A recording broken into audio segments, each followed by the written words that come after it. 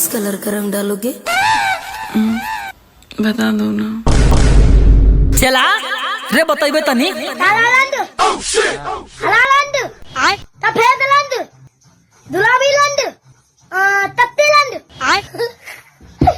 सब पता चल रहा है।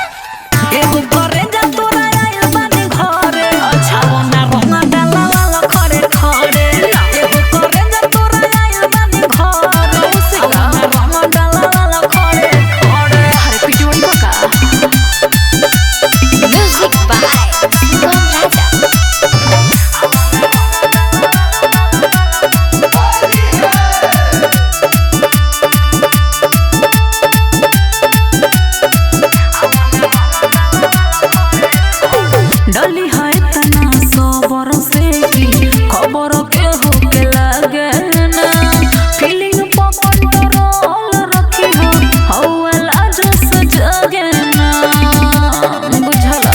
सुनो बोला तो निका सनी हुर करे जा काम में अपना लग जाए चिकारी में बजत ना भरो ओतने डाल के भाग जाए।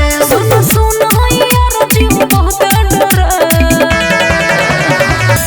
बाबू किस कलर का रंग डालोगे? बता दो ना। चला रे बताइबे तनी।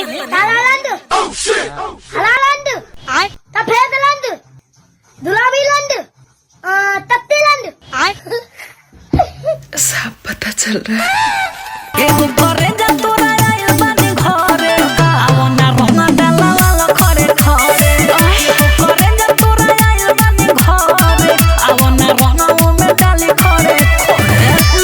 देख ले।